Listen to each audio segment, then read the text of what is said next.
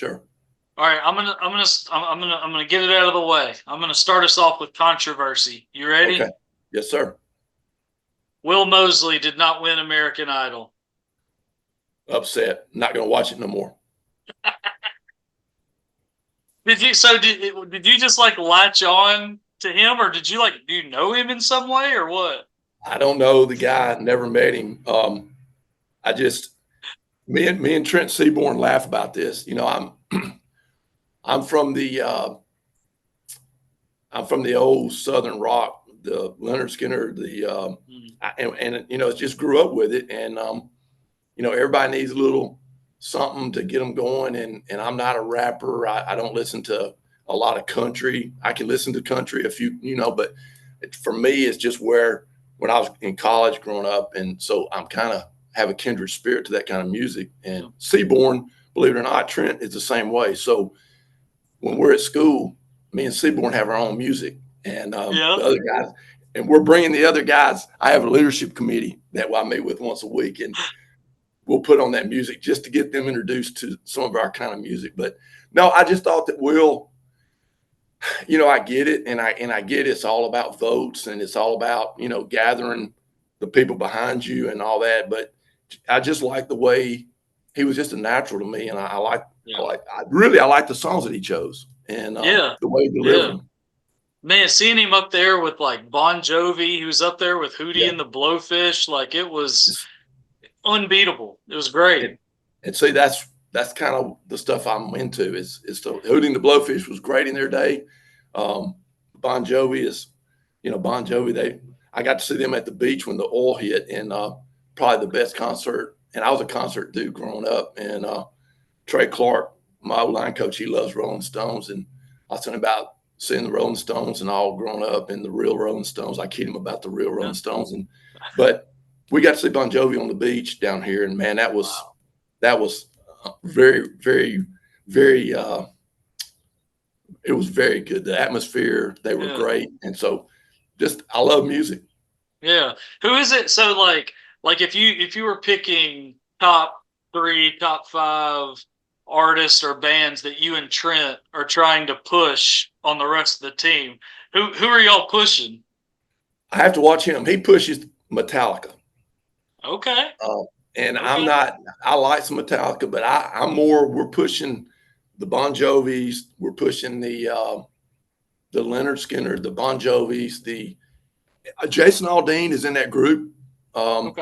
You know, but they're in. They know Jason, but we're pushing more than Leonard Skinner. He pushes Metallica, Bon Jovi, and we have it on our playlist at practice. And I've let them change it a little bit this year. Last year I had some good stuff on there, and when Gaines was here, we really had some good stuff, and Gaines would throw some stuff in there that I'd have to ask Jake, you know, where's that come from? But I kind of run the playlist this year. I gave it over to them. I let them pick 20 songs, and we just play it during practice. But I've got my 2 or 3 in there. I got you. What are your 2 or 3 that are in there? Bon Jovi. I've got which songs? Which songs I should say? Probably this one. This time around, "Living on a Prayer," probably. Sure. And I think that's on there about midway through. And then I always end every day with a Christian song during our extra point field goal, just to end the day, to kind of get everybody when they leave and go home in the right mindset. And we've changed that from year to year. But, you know, I let them do this year. They pick some stuff. I don't even know some of it on there. I told them as long as it ain't got cuss words and I can understand the words, they can have it. But, you know, I grew up with that music and loving it. And so I think Bon Jovi, "Living on a Prayer." We've got a Leonard Skinner probably on there somewhere. I've got sprinkled in there, something like that. So you need to come out one day and listen. I do. What is your? I want to ask you, because I'm a big Skinner guy. What's your favorite Skinner song? Probably at the end of the day, I saw Leonard Skinner so many times. Working for MCA is the first song on my workout list when I go ride the bike or go outside and exercise. "Simple Man," I think probably is notorious. Classic. "Freebird," you know, "Freebird" is "Freebird," and obviously there's just so many of them. Like all those songs, but just Sweet Home Alabama, of course. Yeah.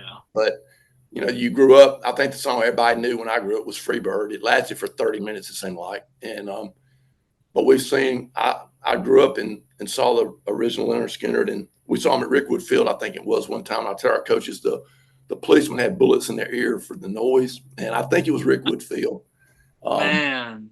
So it was crazy, man. Yeah. I'm kind of a like again, yeah. You can't go wrong, Sweet Home Alabama. You can't go wrong, Simple Man. I mean, these are they're classics, right? Yeah, I'm a deep cut guy. My all time favorite Skinner song is "All I Can Do Is Write About It" for obvious reasons, but I love that song. Well, and it is, and it's, you know, you just grew up with them guys, and I remember crying when Coach Bryant died. I remember being very upset when the plane with Leonard Skinner went down. And, you know, you growing up, everybody's got something they fall back on. And, you know, obviously late teens and early 20s, you know, we all grew up with around here, the Alabama gang in NASCAR was great. We grew up with the Alabama gang there in Hueytown. And then, of course, Leonard Skinner. And so, you know, it's just my era, and it's what we love. And thank God Seaborn loves it. For some reason, Seaborn loves rock and Southern rock. So I knew I liked that kid when I met him, but he loves our music. Yeah. How does he fit that saxophone into that kind of music? I'm trying to get him. I'm trying to get him to learn. You know, of course, Billy Ocean was coming through, Caribbean Queen. I'm trying to get Seaborn to learn how to play the Caribbean Queen song just so he can play it. But he can play the ESPN, and he can play. We have him some days when things get slow. We have him come in and play the saxophone in our indoor for the players. But I'm trying to get him to learn that. But he's a saxophone guy, and I told him, I said, man, that don't match up. You should be a lead guitar or drummer at least, you know. Yeah. So He's got to rock just a little bit harder, but hey, he's got 3.5 more years to do it in high school. I'm gonna have him on the drums for us with, but I'm gonna tell you something, Gary. I'm into these remakes right now, and Dave Matthews. I was never a big fan of Dave Matthews fan. I listened to him and all, but Dave Matthews right now has got he remade a zombie song, "Time of the Season." Go listen to it. Hey, you're gonna like it now. Wow, it's good. Wow. And, you know, you had the country guy do Fast Car, where I'm kind of in that trend. I like hearing the old music remade by the newer guys.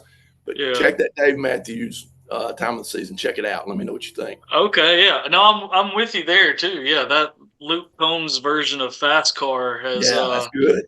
Yeah, taken the world by storm the last year, and it's cool to see what it did for Tracy Chapman. You know, bringing back that original. That's been cool. Yeah. Man, we could talk. Man, this is like a music podcast. Hey, it's good to get away from football sometimes now. There you go. But, you know, let's talk football now, you know. Yes, sir. The way last year ended, first time since y'all had won 2019 through 2022, 4 in a row? Yes, sir. Does that, each year is a different year, I get that. A lot of the same guys, but a collective different personality, that kind of thing. Is there any kind of mindset shift going into a season when you're coming off losing a state championship versus winning it, or is it just business as usual?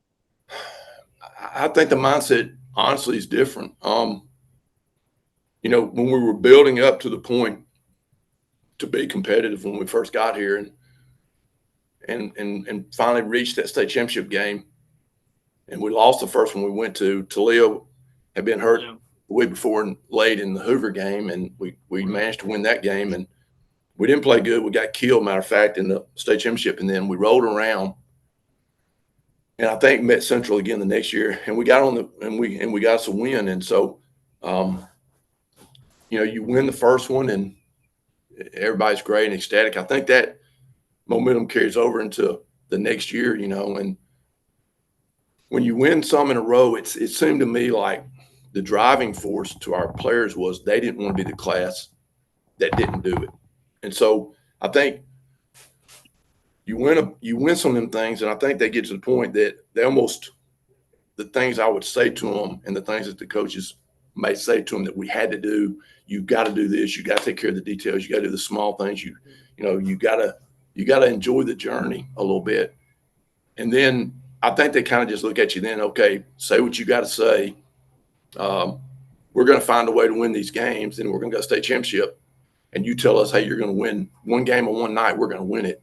And we didn't do it. We didn't do the things we needed to do. And there were several things we didn't need to do. Everybody wants to talk about one play, but there were several times in that game we had opportunities to really do a lot of good things, and we just didn't do it. But the old saying, you can't win them all, but you dang sure want to win them all. And that one hurt. Central had a great team. Patrick, they had a great team. But I felt like if we could stay in the game in the fourth quarter, we could win the game with them. And it kind of felt that way. And then, you don't win it. And to answer your question, they look at me a little bit different now. They look at us as coaches a little bit different. They're hanging on our words a little bit more. I don't think we could have had a team work any harder in the offseason. So I think they're doing everything they can do to get us back there. And sometimes, Gary, sometimes you have really good teams, really good talent. Last year, talent-wise, we were not where we had been in some spots. So that team last year probably was one of the best overall coaching jobs I thought our guys did, because we had some spots last year that we wasn't where we had been in the past. And so we've got to find those spots this year and try to get them better. But that team was a very, very self-rewarding team to us as coaches, because they came a long way, and they put us in the spot. We had a chance to win it and just didn't. Yeah. Trying to get guys, trying to coach them up and do things differently and, find new things that work. Joey Jones joining the staff as a wide receivers coach. How did you pull that off? I've just known Joey a long time. Yeah. And we talked off and on, and, the Lord just, I don't know, when we hired Dustin a couple years ago, and I told Dustin, I said, Dustin, I want to give you a job. I want you to come here, and I want to help you find another head coaching job, because, Dustin did a great job. And so Dustin found a job at Russellville, and I had that spot come open, and I had talked to Joey about something else, and it just entered my mind, I'm gonna talk to Joey and see if he'd be interested. And I just felt like something. I felt like something in Joey's heart. I think he wanted to do this, and I think he wanted to get back on this side of it a little bit. And I think his family's in Birmingham right now, and we love having Joey there. I've known Joey for, like I said, too many years, really, and just really, I think Joey can bring a lot to our team, and he attacks practice every day like he's a 20-year-old first-year coach, and he's so enjoyable to have out there. He does such a great job. He actually coaches our inside receivers, and he just does a great job with the kids. And he was a friend, first of all. Sure. But I respected Joey so much, and Joey's done a great job, and we're happy to have him. Absolutely. I'm going to read something real quick, because I want your opinion on it. When Alvin Briggs, I forget when it was. Was it in April that he announced he was going to retire or step away? I forget how he worded it. As executive director of the AHSAA, you had this tweet. I'm reading it over here, and you just said, "I pray that," and tagged AHSAA, "and our central board will make great decisions about appointing leadership. We have to think out of the box and have vision for the future. Our students and coaches are facing and will face a much changing future. Let's have vision." What do you kind of mean by that? Like what is that vision for the future? Because there's a lot of, with NIL, transfer portal at college level, NIL kind of circling Alabama and other states. Like, just kind of what are some of the specifics of that vision for the future that you see? Well, I've always been 25 years. I coach my team, and I let them guys at central office and central board and all that. We follow their leadership, and I just think that you can't put these schools and our players in a situation right now with rules maybe have been from the 80s and 90s. And it's not a negative. I'm not meaning that as a negative. I'm meaning that as I discussed with Coach Saban twice before he retired, the same issue about football's changing. And if you're either going to change and accept what it is and try to be progressive and say, how do we maintain with Georgia, Texas, Louisiana? How are we going to maintain at my level, not his level, at our level in high school? How are we going to maintain and keep our kids in state? Because 4 or 5 of my kids have already been called by people out of state, offered a lot of money to move. And I'm just real. I speak it when I think it. It gets me in a little bit, but I just feel better. I don't have to worry about what I say. I'm going to say what I feel, and people get mad, and I'll apologize if I make people mad. But the world's changing, and our young coaches in high school right now, I think about the young guys that I've had, their head coaches or coordinators right now, they may never get to experience the things that we did, the competitive nature. I've coached against schools that's had different head coaches in our region. Some of the coaches wanted to build resentment. They didn't want to build resentment at first, but when we started being able to compete with them, then it turned into a war. And, there's no sense in that. And I think that we ought to be able to play football on Friday night. We ought to shake hands. We're a 7A football program playing a 7A region, and there's a lot of you guys that follow what all of us do. And I think that we should be able to go out there and battle and want to beat people and win the game. But I think that to set examples, we should shake hands. I even pray with the other team after the game because it's football, and it's a great, great tool for us to have to present to young men. Get aggression out of practice, get some things out of your life, put great men around you to help you grow up to make decisions when you're a dad, a father, a business owner, whatever it is. God gave us a great game in football. But if we're not careful, that game is going to change.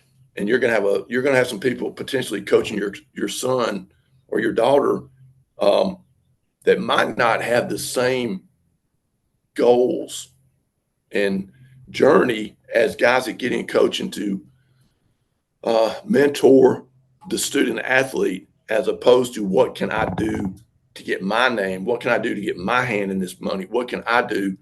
And it concerns me. I got friends in other states that are dealing with this right now. And I think the Central Board, the Alabama High School, I think they got to sit down. They got to get some guys that they believe in to sit down and say, hey, this is what we're dealing with. They need to talk to these coaches up here in Birmingham. They need to talk to the bigger 6A schools in Mobile. They need to see what is really going on in the world. How are we going to compete with that? And how are we going to set guidelines where our coaches are not in the big scheme of things? How are they not justifying what they're doing right now based on some other things that's going on? I mean, because you still have right is right and wrong is wrong. And so there's a lot of people out there right now that are it's just changing, Gary, and we need to get a handle on it, and we need to reduce the rule list. I don't mean do away with rules, but make it clear what you can do and what you can't do, not 15 pages. You can still have every rule we got clarified. I think 6 and 7A schools may need to have their own bylaws. We live in a different world. I've been at every level. I've been at private schools where we had 17 kids my first spring training. I've been in county school system. I've been in public school systems. Each level has their own things they have to deal with. And I just think that we need progressive people down there that see the real world and they want to give us a chance to be able to compete and keep our kids in state. I'm not a supporter of high school NIL money necessarily. I am a supporter of, hey, let's see what these other states are doing. In Birmingham, we don't live 10 minutes over the border. I don't have a kid in, East Alabama that some school in Georgia can call. Right. And, I just played a team, Daphne, that they had 2 of the best players leave and go to Georgia to the same high school. And I don't know. I would have liked for, at least it's going to be important how they do this, and they got to have somebody where they sit down and say, what is the guys in Birmingham? What is Hewitt Trussville dealing with? What is Mountain Brook dealing with? What is all these schools dealing with? And you got to go back and you say, what is what is Maplesville dealing with? What is Leroy dealing? But have a committee and have some people that have knowledge so that you can make rational decisions. And to keep our high school athletic association, we need a covering. We need Alabama High School. We need rules. We need regulations, and we need people to enforce these rules so that people can't do something and say, well, show me in the rules where it says that. I'm just saying, shorten your rule book, just like we do playlists. You can't go into a game with 50 plays. You want to go in and give us the rules and say, you can do this. I don't think nobody's ever going to stop some of the things that they want to punish these places for. Kids talk to each other. They know each other. Coaches is another story.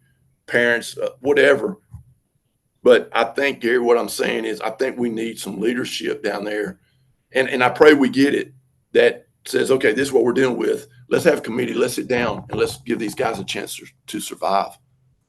Yeah, no, that's well said. Like you mentioned, like clarifying rules and, kind of like, I think what you mean by like shortening the rule book is not saying, let's say I don't have it up, but like, let's say the AHSAA handbook is 60 pages. I'm just spitballing here.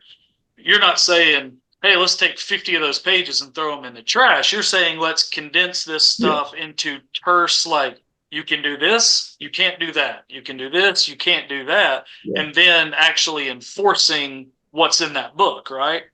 100%. We have to have rules. We have to punish people that don't follow the rules. There's certain things you cannot do, and you don't need to be doing them. So it's like I tell our people, you have speeding. Let's take this for example. If you got a speeding ticket, run a stop sign, speeding. You've got reckless driving, DUI. You've got manslaughter, and you've got murder. Okay. I think you have to have rules that say, okay, these are our hardline rules that you cannot do. You cannot offer a family a place to live to play high school football. Can't do it. Okay. So if you can't do it, there shouldn't be loopholes that you do it. And I don't know anything. I'm not telling you, I'm using that for an example. You can't do this, you can't do that. Well, you can't go in the bylaws and start reading. Is it an addendum or is it a rule? Is it been written in there to cover this? It's hard to get in there until you've been, until you look at it. There's an addendum, there's a rule. This addendum means that rule's been challenged. And so I'm just saying, by no means cut our rules at all. Have our rules, but have it in place. What is, find something in there that says about social media. I got 3,000 kids that DM or follow me on Twitter. Okay. I really can't even follow those kids back, local kids, because if I do, then somebody's going to say, Freeman's recruiting that kid by Twitter. Well, no, that's not it. And so I don't believe this, and maybe I'm wrong. And here again, I'm going to speak my opinion because I'm on here with you, and we still have the right to do that as far as I know. Do it. Yeah. I really can't believe in my life, and I've asked 10 coaches this question. I can't believe that one kid can talk to another kid, and that means that kid's parents are going to move to that kid's school. I just don't see where a kid can talk another mother and daddy into moving into their school system. Maybe they do. When my daughter was growing up, wasn't none of her friends going to call me and say, hey, move over here, and me be able to do it, or do it. So, I think there's things that we have to look at, and we have to give our kids. I think the rule that the freedom of choice school rule, I think that's coming. I think that's closer than people realize. I don't know how each system may handle that, but the Alabama High School kind of, to me, laid the groundwork to that when they said, hey, you can go to any school you want to, and as long as you don't play varsity athletics on the varsity roster, we don't care if you move in that school system. a bona fide move. I think they saw it coming. I don't think there was no way they could enforce it anymore. So they made that rule. Like, where's that going? Why did they do that? Why did they say we're not going to get in the bona fide move rule with the freshmen and JV teams, only the varsity? I get the big picture of it, but they knew at some point that we were going to be faced with all this freedom of school choice. Well, you've got schools out there that already have policies in place for out of district kids to come to their school. You already have those policies in place. My current school does not. I know schools in the state, Saraland does. Gulf Shores does, Orange Beach, to some capacity. Sure. Other schools do. So I just think we got to get some guys down there with a vision to make an educated guess on where are we going. How do we make Alabama the best state in the country to be part of high school football? Shoot to be the best. Let's make good rules. Let's make fair rules. And let's make it clear, hey, you can't get these people to do this. It's a rule breaker. You can't tell these people that and put it, like you said, I'm not saying throw away the rules. I'm saying put rules in place that can be enforced. Yeah.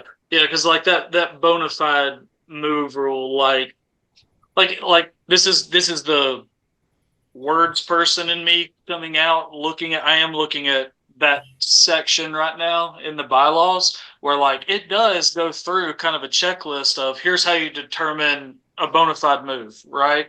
But at the outset of it, like the little kind of like introductory paragraph, I lost my spot. It says like sometimes it is very difficult to determine blah blah blah, and that might be, and I'm sure that it is, but that's kind of ambiguous language right off the bat. Like sometimes it could be very difficult, like it's not like you can do this, you can do that. I mean, it goes on to list those things, and I'm nitpicking at it a little bit, obviously, but like just that language, the sometimes very, in school, they would just tell you anytime you've got the word very in anything you write, just throw it out, remove it. It's not very difficult. It's difficult. Right? That kind of thing. And that's kind of a transition I wanted to ask. I wanted to ask you about. I haven't got to talk to you. We talk about like the Georgias, the Floridas, kind of the states that are really surrounding us. And I know y'all are kind of feeling that kind of that pressure coming down on Alabama. But within Alabama specifically, obviously last year, a lot was said. I know you know about it. A lot was said about transfers, and I know it's happening everywhere. And obviously people look at you guys because 4-time state champ in the biggest classification. Mm-hmm.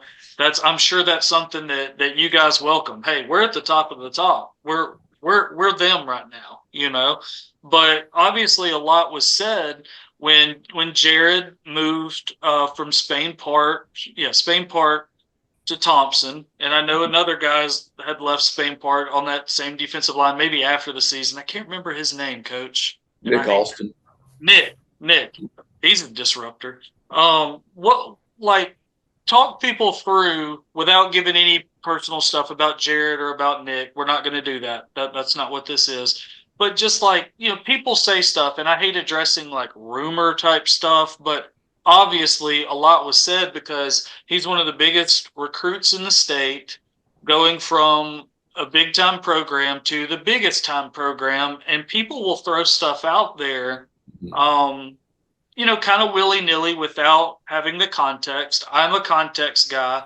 I thought, personal opinion, you can tell me what you think about what I think here. I don't think he played after he got over there to y'all. Or did he?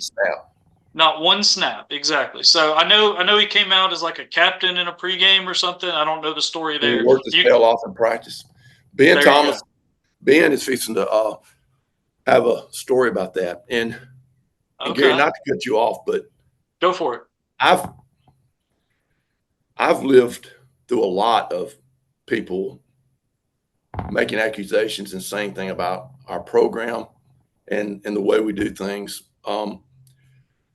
But Steve Savarese told me one time, he said, and this was when he was the executive. He said, I don't have one piece of paper on you. He said, we've never punished y'all. And yeah, you have a lot of people that write stuff to the state. And, it's just part of it. But to my knowledge, we try to do everything that we can do right. And coach, Sure. I had a coach that I really respect in the state told me years ago, don't ever apologize when adults come to you about wanting to bring their child to play for y'all's program. He said, quit apologizing for that. So I take a different look at that. I know this. We've always done everything that we understand to do to make sure we follow the rules. I have an 8-year-old grandchild. I have a family. I have a superintendent. I have a lot of people that they're not going to wake up and find out that we have done things wrong to win high school football games. But I'm not going to apologize for families that come to us for whatever reason. It's not me reaching out to them. I can't do that. It's not for, all the things you can't do. But the two guys that you just asked me about, they had specific situations in their life that they moved. They all have, Jared did move like after a game, or after the weekend after something. Yeah, I happened to be at that.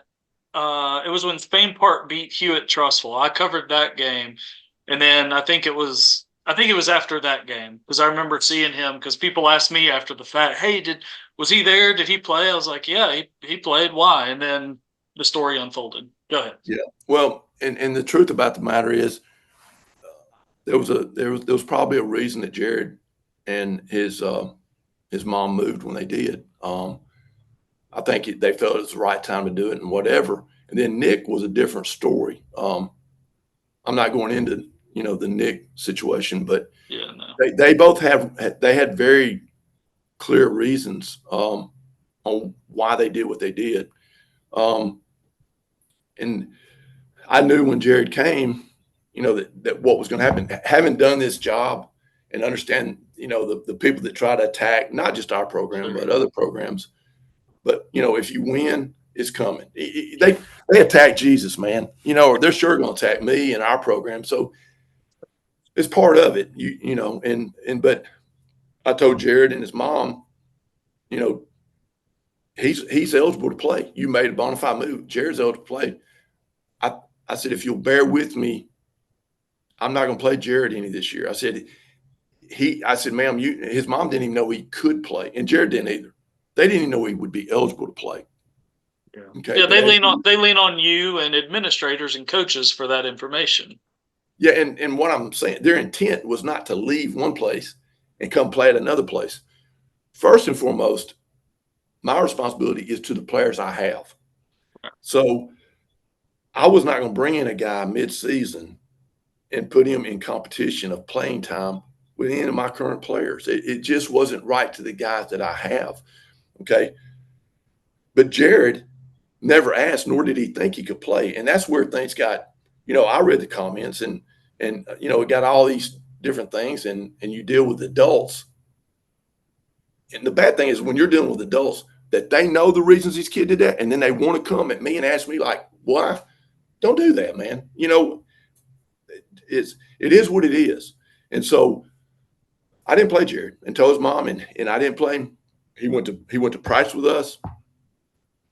He did a great job on scout team. He did a great job the week we played Vestavia, being their best player that week. He never took a rep with he played scout team defense for us. So he did do a great job, and he was we're not a big captain team. We don't give an MVP to one player.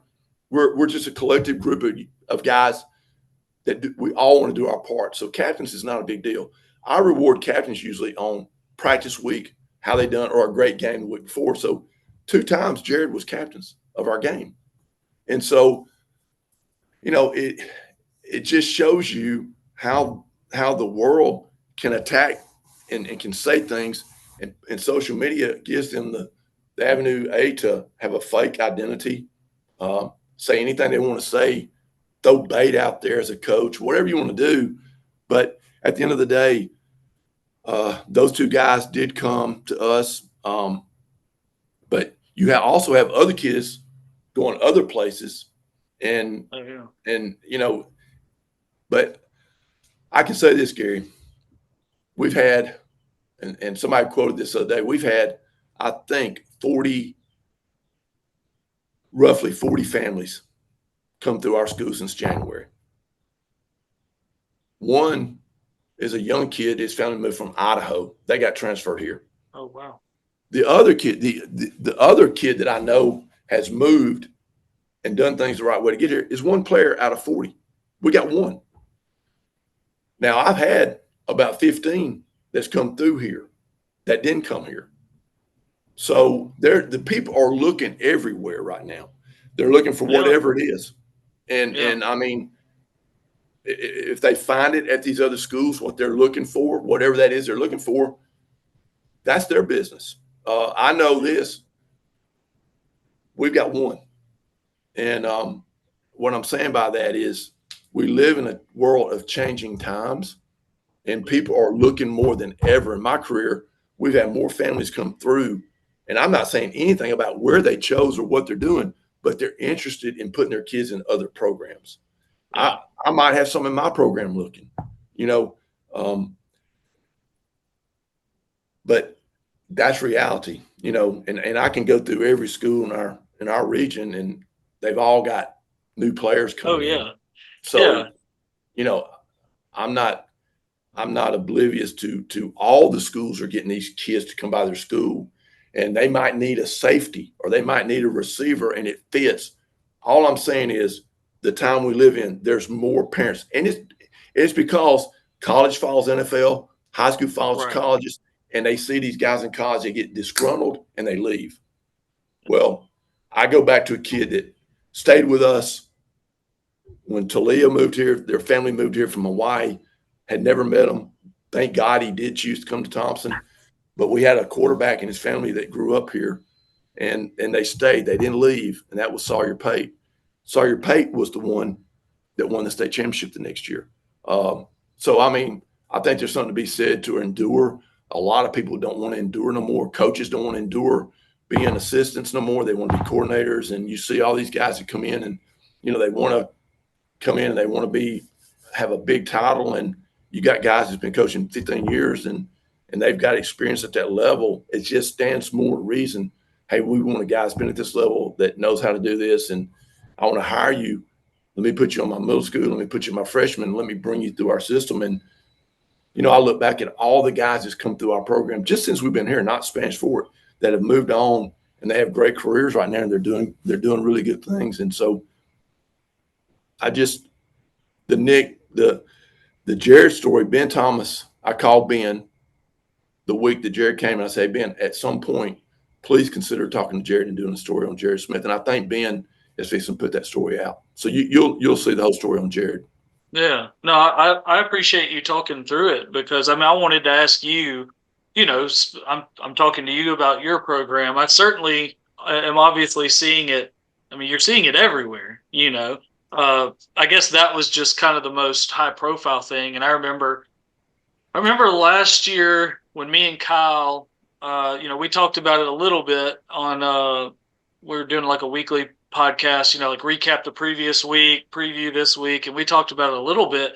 And my only thing, like trying to learn about the bona fide stuff, like my only, I guess, stance or opinion at the time, because if I remember, correct me schedule wise if I'm wrong, but it was like he left Spain Park after they played Hewitt Trustful. If he, based on the bona fide move, would have been eligible and actually played that next week, or I can't remember if it was the next week or the week after.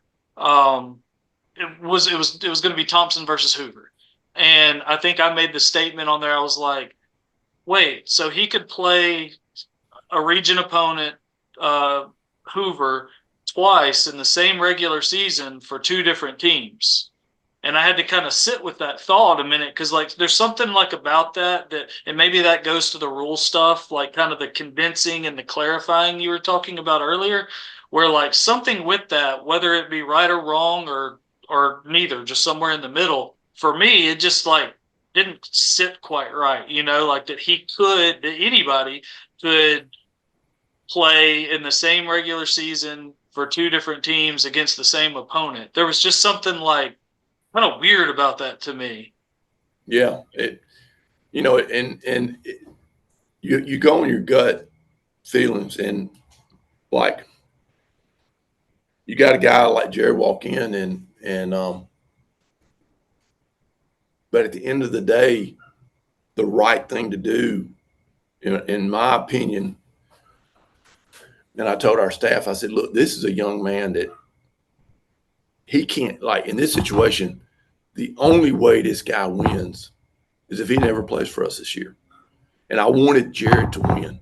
I wanted Jared to have a chance. It was never, and I don't care if anybody believes, I really don't care what nobody believes, but like, it was never intended for him to play not one snap with us.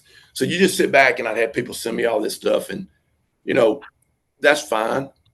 But Jared was never going to play a snap with us. I got people sitting at the state championship game. One of my best friends is sitting in the stands, and the guy said, well, he's played every game, and that's the way Freeman does things. He's bringing this kid.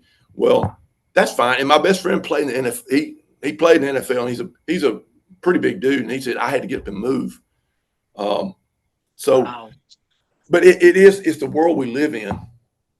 And I don't run anybody's program other than ours. But Jared was not going to play with us primarily because of the kids I already have on my team. If he comes in summer and he's got sweat and blood and skin in the game, then we're going to play the best people we can play. Yeah. But you can't expect somebody, but he never did, and his mom never did. So all that deal was nothing because he was not going to play. He did not move to play. So all the stuff, could he have played? Yeah, my understanding is he could have played. But if you think about it reasonably, in our position, we played Jared, and we won a state championship. Yeah. We've already won 4.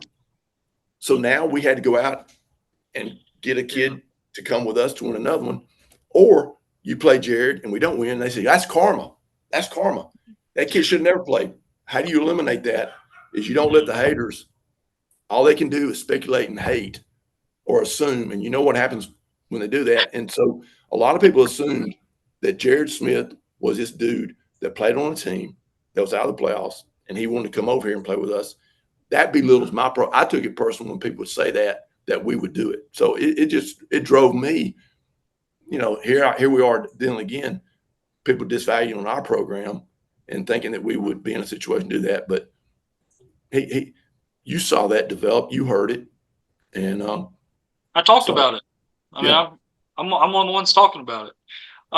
Let me ask you this about him. Now that he's been there, I mean, I'm sitting there thinking about y'all are obviously your whole roster. 4 state championships in a row, 6 appearances or whatever in a row, something like that. You're obviously talented across the board. But first, I can't imagine lining up practice, scout team guys, defensive end Jared Smith on the other side of me, scout team. I'd be, whoa, this is different. But what have you seen out of him so far now that he's preparing to play in live action, real games? What kind of, I would imagine there's got to be a hunger there for him after some of what's said and, not playing for a bit. And now he's heading into that. Is he going to be a senior this year?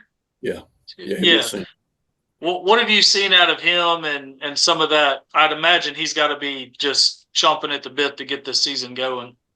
Well, I've seen a really great attitude.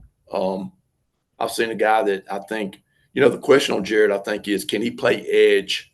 Can he play an edge position in the SEC? I think he can.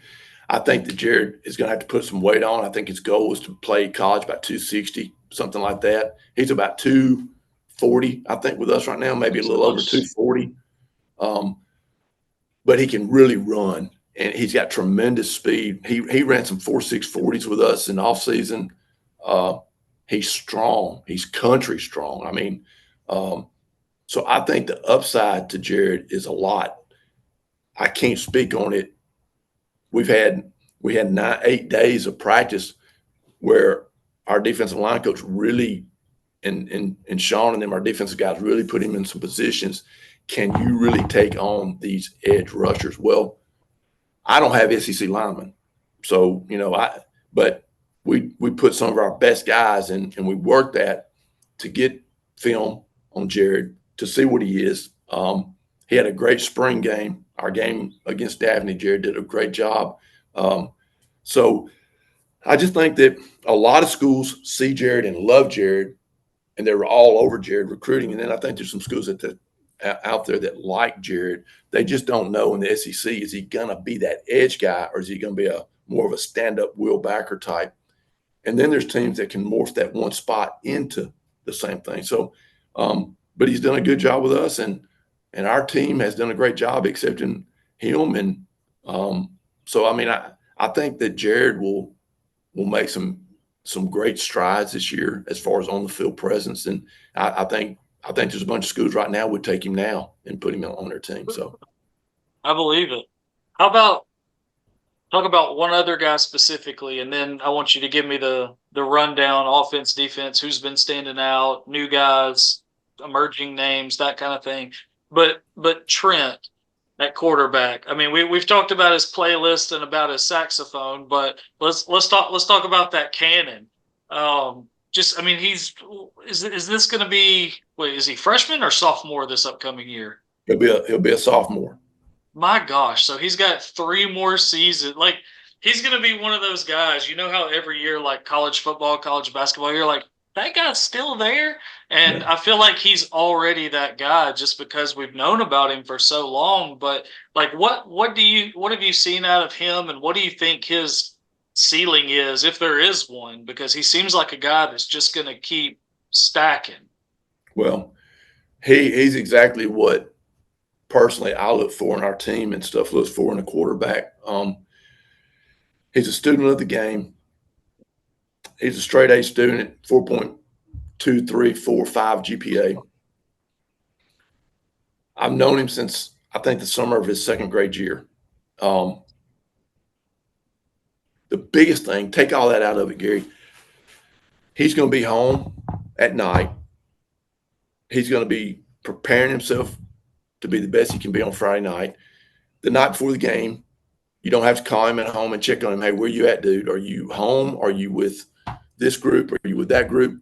And that means a lot, believe me, to have those guys that you know are going to be home at night as your leaders, because they have to be the toughest guy on the team. Not the one that's going to whoop everybody physically, but the guy that's going to be maintain and manage and be the coach, And so he fits all that. Take all that out of it. His power clean is 250. He weighs 191 pounds. He's 6'1". He's projected to be, I think, 6'3". His arm is a lot stronger this year than it was last year. It's going to continue because of the way he works, and he understands the dynamics of his body. What can he do in his body to produce arm strength? It's just not your arm. But he understands the mechanics of throwing a football. How are you going to throw it with more velocity? How are we going to throw it with better touch? How are we going? And he works on those things. And he knows our offense. He's learning more and more about our offense. I can feed him a little bit more right now than last year. And he's just the ideal guy to have at that spot because he's a model citizen. And he's not going to be out. I'm not going to get the call from the police chief on Friday morning that he's done something stupid. But so, I mean, to me, he's gonna probably be able to go most anywhere he wants to in the country to play college football. I just want him to continue to get better and understand the importance of getting himself better, not compared to nobody other than himself, because there's a lot more that Trent can do. And I'm saying that in a positive way because he's got so much raw ability. There's a lot more Trent can do, and he's knocking it out on a perfect measure right now to where he should be. I think he's past most sophomores where he mentally, physically he is, and football wise, the way football's going, there'll be 5 or 6 schools in the country that, basically believe in the same thing we do offensively, that are major universities, that their coaches love him and they see him being able to run their program instantly. Wow. That's unbelievable. I mean, just from that young of an age, and to have, I mean, the talent notwithstanding, but the game up here that he seems to have is unbelievable. And I have to make a joke about it though. You know, you're not worried about him out doing something stupid, and I know he's not going to, but it doesn't seem like he can drive himself out yet to do that. So I think he actually just turned 16 maybe, and he don't have a driver's license. And I'm getting on him. I'm getting him lined up for driver's ed this year. He just, you know, and I told his dad that day, you know, life will be easier on them because we're up there at 6 o'clock in the morning. So dad has to get up. He's got sisters and brothers, you know. And so I'm on him right now, Gary, to get his driver's license. So no, he don't drive. Take himself there. Yes. Yeah. Take a little pressure off dad. Yeah. Yeah. Dad will appreciate that. So who are some like returning guys, and who else is kind of standing out for you guys as we build up to the fall? Well, I think our weakness last year at the end of the day was really being able to put our foot in the ground and run the football when we had to run it. We could run it according to box numbers and stuff like that, but we just don't have a lot of big kids, and you don't have to be big, but in situations we could not run the ball when we had to. Look what, you know, Coach Todd, look what Trustful, the way they played us the second time around, they dared us to run, you know, and we have to do a better job of being able to run the football this year. And in spring, that was the point of emphasis. Hey, let's run the ball. We ran the ball the other night. Daphne had a really good defensive front. They were young on the back end, but they got a defensive end committed to Ole Miss. So it gave us a really good evaluation of being able to run the football. But I think Dylan Marcus, getting back to answer, Dylan Marcus is a way undersized center, but he started for us last year. He gives everything he's got. And Dylan and Brandon Saylor are the two guys coming back that played for us last year quite a bit. And then we've got, you know, some other guys that we're still figuring out where they're going to go. Jackson Hughes is 6'5", 300. We got to find him. He's got to settle in. Is he a guard? Is he a tackle? Great attitude. Great young man. So we got pieces there. And then AJ moved over here from Clay, and he played guard there. I think at the next level, AJ's got a really good chance to play big-time football at center because of his height. But so we're going to work AJ at some center, some guard. AJ's athletic enough to play tackle for us even. So there's a lot of pieces there that we got to get fixed. But Michael Dijon and our backs, RJ and them guys, we got two really good running backs coming back. We got Coben Landrew at receiver. We've got some other guys that played a lot. We've got a guy that was a freshman last year, didn't play for us on the varsity, but practiced against, and our varsity was on our scout team. Darian Mosley is going to be a really, really good player for us offensively. And Gabriel Binion is he's our H-back tight end type guy. And so, I mean, we've got some pieces. We just have to have a great summer of figuring out what we're going to do. How are we going to attack teams when they want to lighten the box and say, y'all can't run it against us?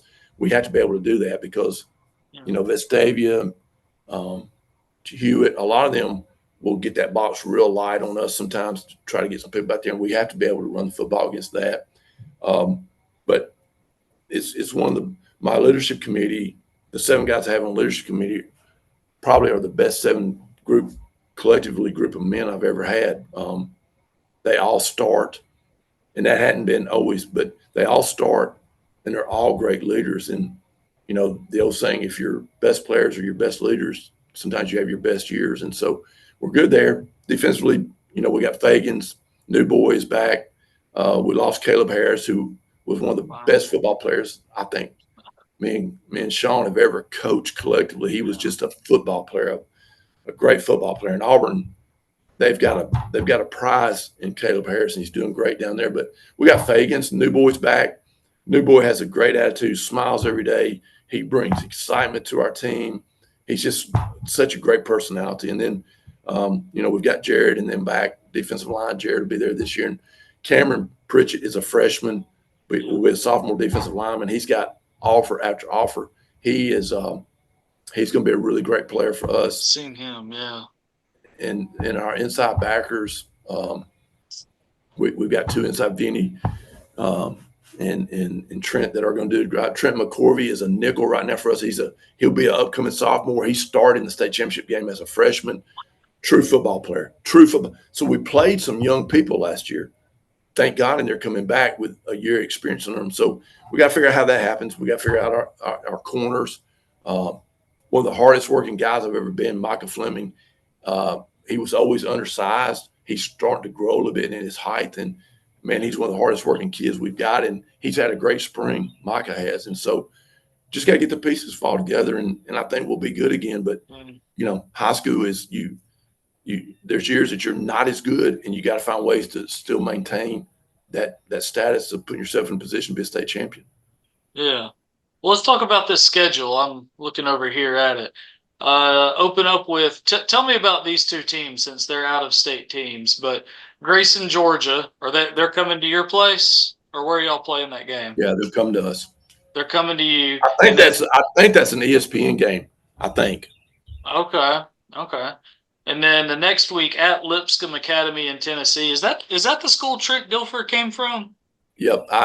When Trent was there, we got together and we played. They came to us last year or 2 years ago, and then the state changed our weeks. So our week last year didn't match up with theirs, and so we lost them. And then we got them back this year. Of course, Trent's at UAB, but we got them back, and it's hard.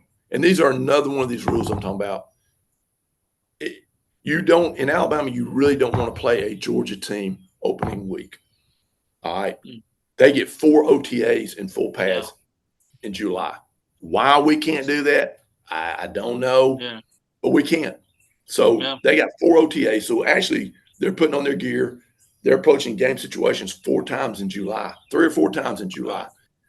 They possibly have a jamboree, an opening week. So really and truly, that minute of putting on your gear to go compete, it could be their 6th or 7th time. It'll be our first. It'll be our first time. Yeah. So Oh, I mean, people love over the years to say whatever they want to say about Rush Probst, but recently, before he officially stepped down at Pell City, he talked a lot about this, about comparing it to Georgia and why can't we do like this? And every point he made absolute sense. Yeah, 100%.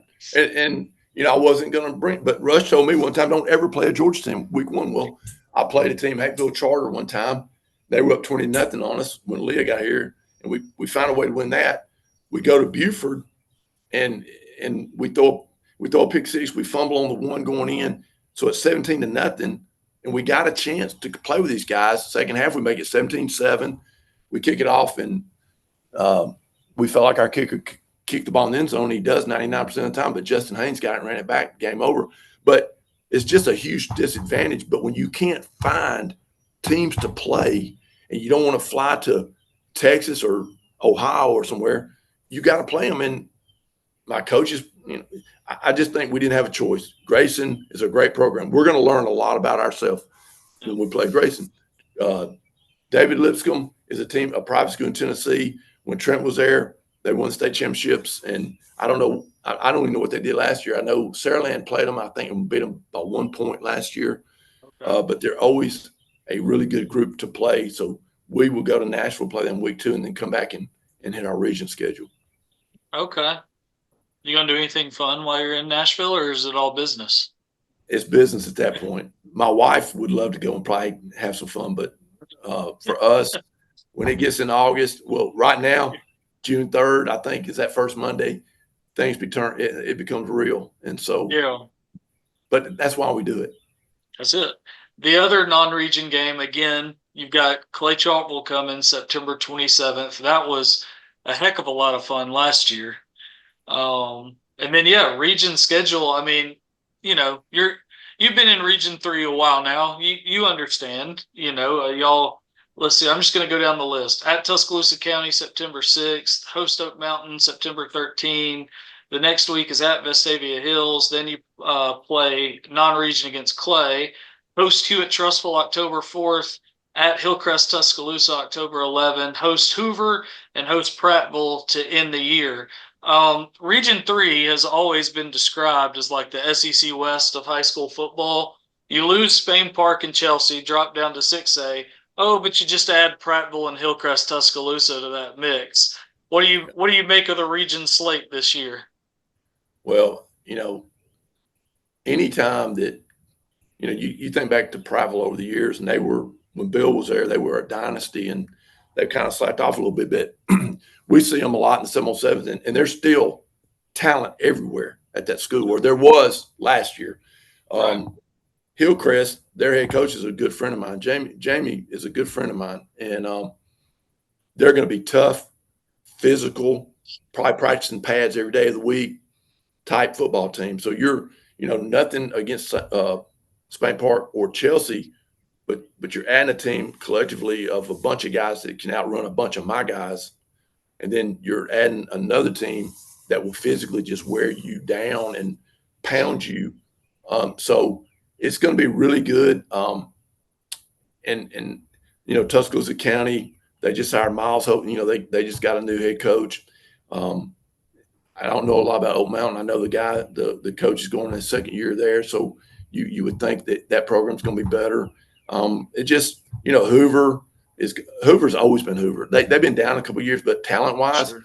Hoover's always had great talent, Yeah. and they're going to have great talent. And Drew will do a good job over there. And you go through, and I think Robert and them, Coach Evan, and them are doing a great job at Vestavia. Those kids play hard, and they're well coached. And then Josh and I, who would have thought we were the two elder guys in the region 10 years ago? But Josh and them always do a great job at Hewitt, and Hewitt's got great players. Obviously, the Davis kid just showed I watched him in middle school. We knew he was a really good football player, and Hewitt always has a great program. And so, you want to win, but every Friday night you're going, and it's a competitive thing that you just don't have that off week where you say, okay, we're going to play a lot of our young kids this week. It's every week is a grind.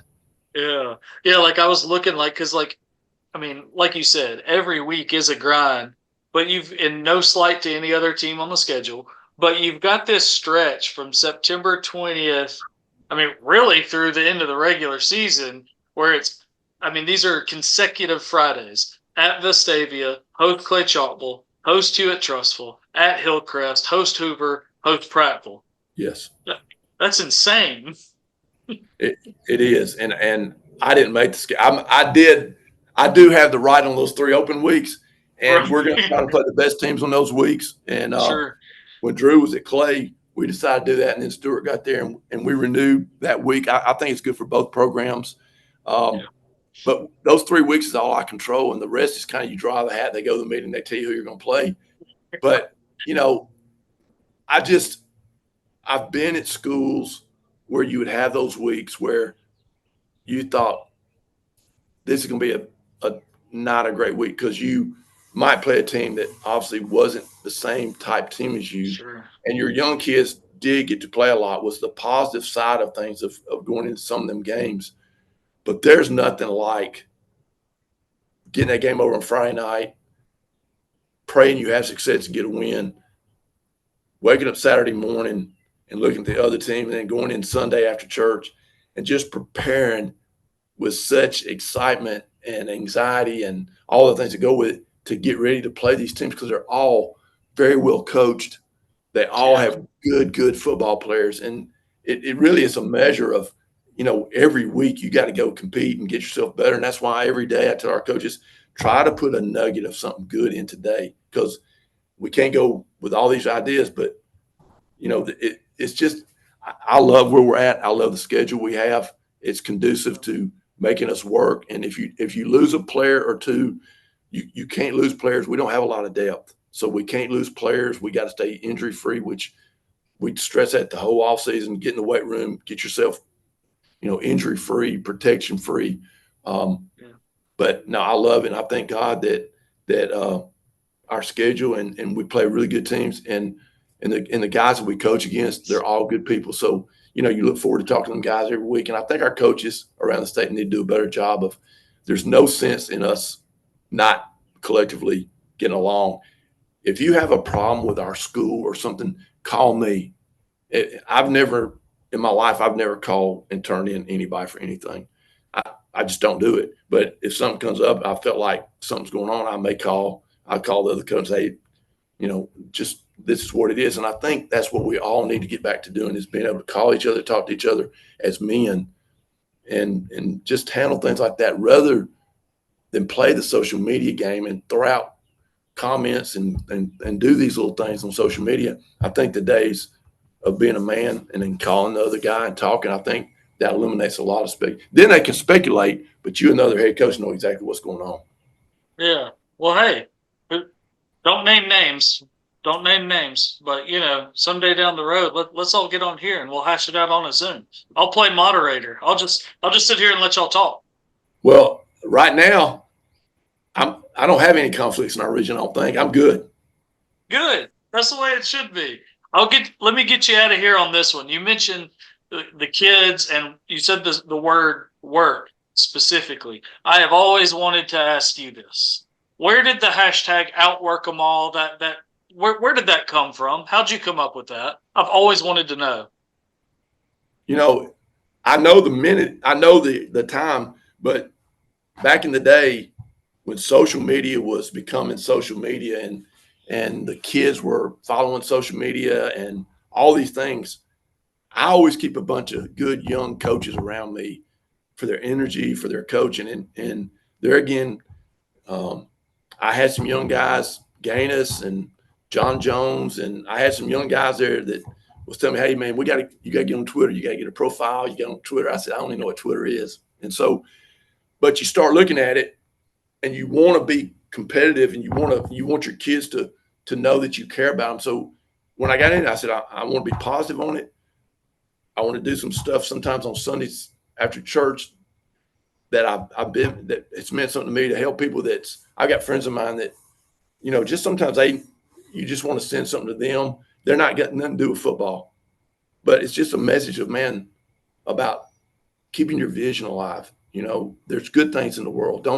And it's just a way that I can reach out to them without them knowing I'm reaching out to them. And if they receive it, and they DM me and say, man, I needed that or whatever. So, but I'm driving home one night and they'd been on me, and I think we just played a ball game.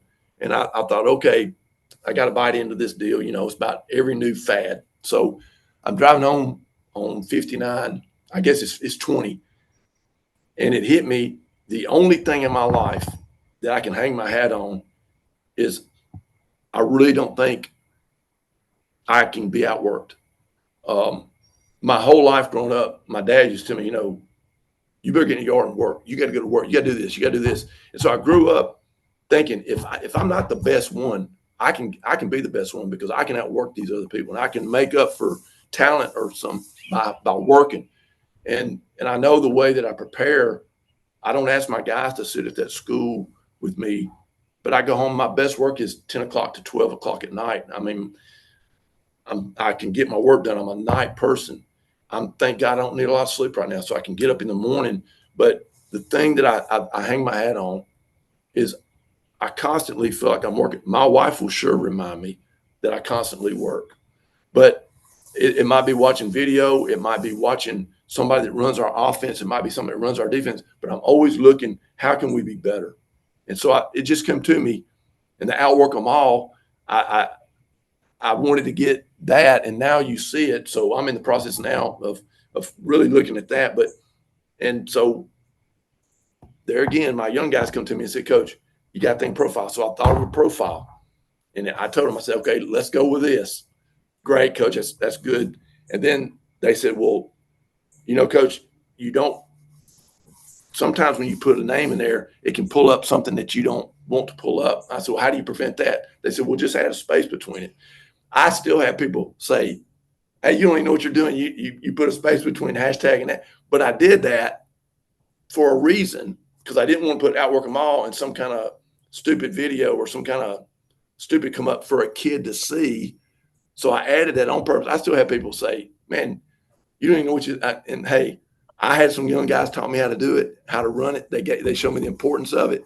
But no, I went without working them all with space, just so if you pull that up, it may not pull some crap that they can subliminally put in that. But that's what it is. And you know what? I believe at the end of the day, our kids buy into that. And at the end of the day, don't know how good we'll be, but we can always say we're not going to look back and say we didn't do our work and prepare. Yeah. No, I love that. I've always wanted to know that story, and I'm glad that I do now. That's a perfect way to wrap this thing up. I really appreciate you, Coach. I appreciate your honesty. I appreciate getting the chance to talk to you. And surely at some point, I've said this to every coach I've talked to. There's only 10 weeks in the regular season, but I'm like, surely at some point, covering Region 3, I'll see you guys at some point. I would think. We'll see how the schedule shakes out, but I certainly appreciate it, and wish you guys a lot of luck this fall. Well, I've enjoyed being on there with you, and I know you and Kyle, you handle, let's say from my old days, you handle another side of town. I get it, but it's good for you guys, for us to be able to talk, because I know you hear a lot of negative about me, and I want to meet with you, and you can form your own opinion about me. And like I said, you got my number. We've contacted each other. I DM'd you the other night about my boy Will Mosley, and but I appreciate you, and I appreciate all the guys that are trying to help our kids in this day and time. Hall Tech and all them guys. They're trying to reach a lot of people, but I go back to, I really appreciate Ben Thomas. Ben Thomas is in a tough situation, man hours and all that. And I appreciate Ben. I appreciate Ron Ingram back in the day when Ron Ingram did it. And I appreciate you and Kyle for the job y'all doing. I know we're on different sides of the world, but I do try to keep up with you guys and see what you're putting out there and stuff like that. So I appreciate you, and I appreciate the time this morning to spend time with you. Yeah, no, I appreciate it, Coach. And one last thing, if you haven't listened to it yet, Will Mosley did put out his first post American Idol single, that song "Good Book Bad." I'm telling you, it's right up your alley. You'll enjoy it.